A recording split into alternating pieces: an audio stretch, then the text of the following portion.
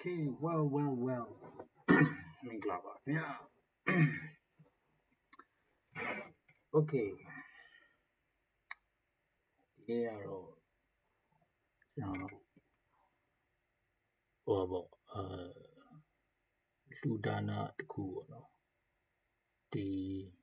forex trading market တို့ဘယ်မှာဆိုပေါ့နော် crypto ပဲဖြစ်ဖြစ် stock share ပဲဖြစ်ဖြစ်ဆိုတော့အဲ့ဒီ market တွေရဲ့တကယ်အရေးကြီးဆုံးနှစ်တာ information ပေါ့နော်အဲ့ဒီ concept ပေါ့နော်အဲ့ဒီ concept လေးကိုသိဖို့တော့လိုအပ်တယ်ပေါ့နော်ကျွန်တော်အတိတ်တရားပြောသလိုမျိုးပေါ့အဲ့ဒါတကယ်ချင်းဟုတ်လားဘယ်မှာဆိုပေါ့နော်market တစ်ခုမှာပတ်စံရှာတဲ့ information အရေးကြီးဆုံးပြောတော့ကျွန်တော်မှတ်မိဆိုတော့မှန်တယ်ပြောတာမှန်နော်ဘယ် market မဆိုကျွန်တော်တို့က information အရင်အရေးကြီးတယ် information ကြိုသိတဲ့သူကကျွန်တော်တို့ဘာပေါ့ခြေတလန်းတာတာပေါ့နော်ခြေတလန်းတာတယ်ကျိုးပြတ်ရှာလို့ရတယ်ဆိုတော့ကျွန်တော်ဒီ forex market တို့ crypto market တို့เนาะဒီ stock share market တွေမှာအားလုံးအတူတူပဲ information ကအရင်ရေးကြည့်တယ်ပြီးရင်အဲ့ဒီတစ်ခုတည်းမဟုတ်သေးဘူးပေါ့နော်ကျွန်တော် market တစ်ခုကိုဘယ်သူတွေကချဲလဲနေကြတယ်ချဲလဲတဲ့ခွန်အားရှိနိုင်တယ်เนาะပြီးရင်လှည့်စားနိုင်တဲ့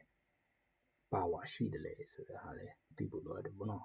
အဲ့ဒါတွေကလည်းပါဝင်တယ်ပေါ့ဆိုတော့ဒီအခုကျွန်တော်ပြောမယ့်အခုဒီ video ထဲမှာကျွန်တော်ဒါကြောင့်ပေါ့အနှစ်သာရပေါ့နော်ပါဆုံးဒါ knowledge တစ်ခုပေါ့နော်ဆိုတော့ဒီ knowledge ကိုသိရသူလည်းရှိမယ်မသိရသူလည်းရှိမယ်သိနေတယ်မေ့နေသူလည်းရှိမယ်အရေးမကြီးဘူးလို့ထင်တဲ့သူလည်းရှိမှာပေါ့နော်ဆိုတော့အဓိကကတော့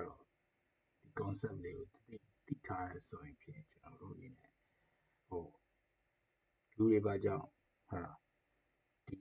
market မှာရှုံးပြီးတော့ကိုတက်တည်ကြတယ်လေလူတွေပါကြောင့်ရှုံးနိုင်ကြတယ်လေအောင်မြင်မှုကဘာဖြစ်လို့ရာခိုင်နှုန်းအဲ့လောက်ထိနေပါတယ်လေဆိုတဲ့ဟာကျွန်တော်ဒီမှာဖြေရှိရပါတော့အဲ့တော့ကျွန်တော်ခပ်ရှင်းပြောမှနဲ့လိုရတူရင်ကျွန်တော်တောင်းမယ်ဆိုရင်တော့ဗောနော်ဒါကတော့ဒီဗီဒီယိုလေးကကျွန်တော်စာတင်တော့ကျွန်တော် student တွေကိုကျွန်တော်ပထမဆုံးရက်မှာကျွန်တော်သင်ပေးတဲ့နေပေါ့နော် subject တစ်ခုပေါ့အဲ့တော့ကျွန်တော်စာမတင်တော့ဘူးစာမတင်တော့ဆိုရလဲကျွန်တော်အကြောင်းပြချင်တယ်ကျွန်တော်ပေါ့နော်ကျွန်တော်လေ့လာတဲ့အခါများအားလုံးကပြောမယ်ဆိုတော့အခြေပေးဆက်ရတယ်နော်အခြေပေးဆက်ရတယ်ပြီးဆက်မှုတွေများတယ်နော်အခြေပေးဆက်ရတယ်ငွေပေးဆက်ရတယ်ဆိုတော့တစ်ဖက်သားသူတယောက်ကိုတင်ပြီဆိုလဲကျွန်တော်တို့စာတင်ပြီဆိုလဲကို့အချိန်ပေးဆက်ရတယ်ကို့ခွန်အားပေးဆက်ရတယ်ဆိုတော့အလကားကျွန်တော်ပေးရတယ်မျိုးမဟုတ်ဘူးเนาะအခုလိုမျိုးကျွန်တော်online ကနေကျွန်တော်ဗီဒီယိုလုပ်ယူပြီးတော့ကျွန်တော်တင်တာထက်အများကြီးပြင်မှန်တယ်เนาะပြောချင်တာဆိုတော့လူတွေတချို့ဒီနေ့တဲ့မှာအမြင်မှားနေတယ်ရှိရပါတော့trader တွေဟာလာဘာမှလည်းမ trade နိုင်ပဲနဲ့အောင်မြင်မှုဘာမှလည်းမရှိပဲနဲ့ကျွန်တော်တို့ပြောမယ်ဆိုစာတင်ပြစားနေကြတယ်စာတင်အားတွေပဲပတ်စံယူတယ်ယူလာသူ့အောင်မြင်မှုနဲ့တူလေကျွန်တော်စာတင်နေဆိုတော့လည်းအောင်မြင်မှုတစ်ခုပဲเนาะအဓိကသူ့ဘာ message ပေးလိုက်တယ်ကိုပေးလိုက်တဲ့ပတ်စံနဲ့ကိုပြန်ရတဲ့ knowledge နဲ့အသိပညာနဲ့ကျွန်တော်တို့ပေါ့နော်ပညာရက်တစ်ခုနဲ့ထိုက်တန်သလားထိုက်တန်တယ်ဆိုရင် okay ဒါသူ့အောင်မြင်မှုတစ်ခုကျွန်တော်စာမတင်နိုင်ကျွန်တော်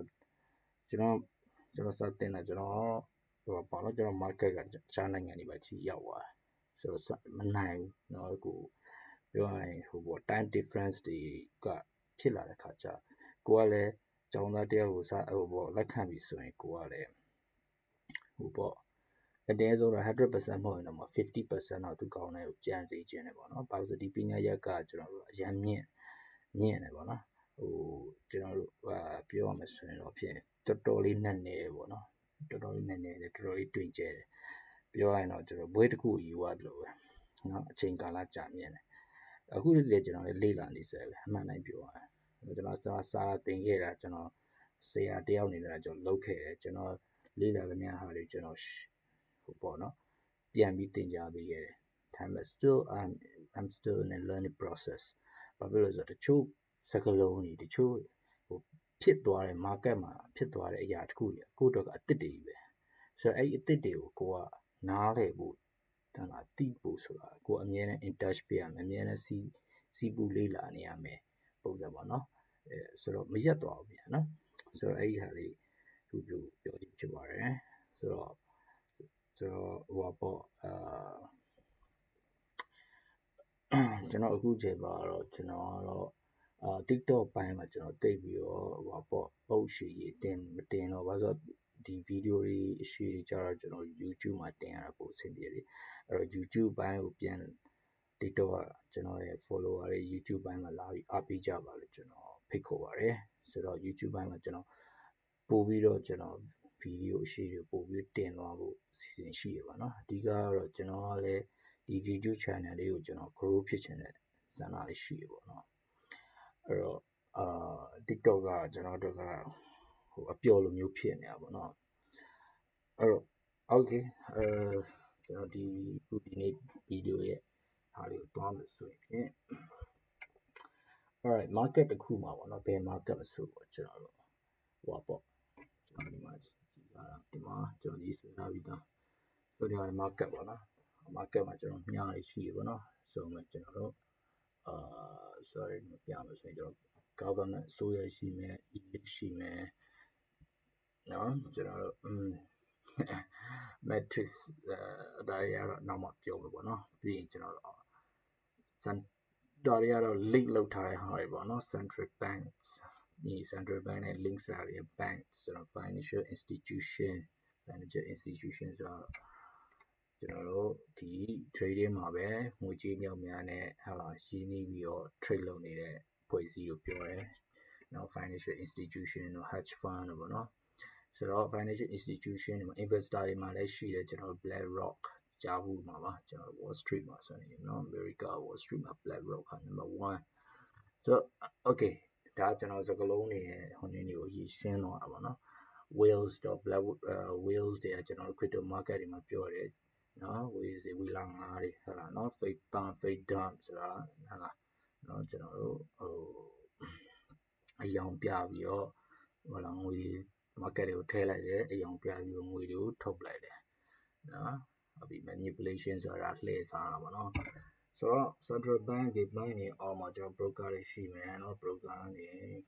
ကောင်းတဲ့ broker တွေရှိမယ်ဆိုးတဲ့ broker တွေရှိမယ်မကောင်းတဲ့ broker တွေကတော့ဒါကတော့ scam တော့နော်လိမ်တဲ့ broker တွေကျွန်တော်ပြီးရင်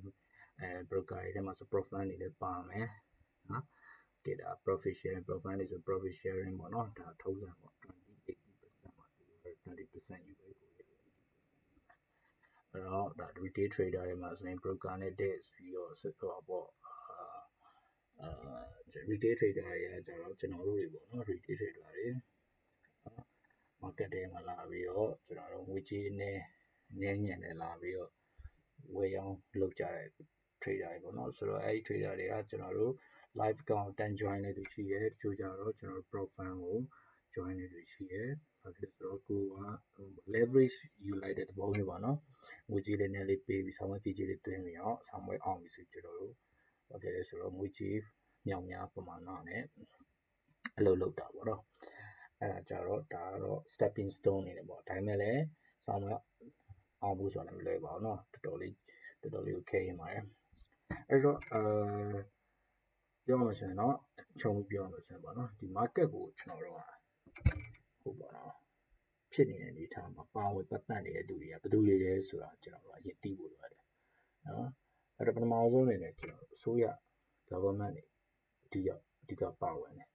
အဲ့အသိရနော် government တွေပါဝင်မယ် government ဆိုတာနိုင်ငံတိုင်းရဲ့ government ပေါ့နော်ကိုကြည့်နေတဲ့ market တစ်ခုရဲ့ government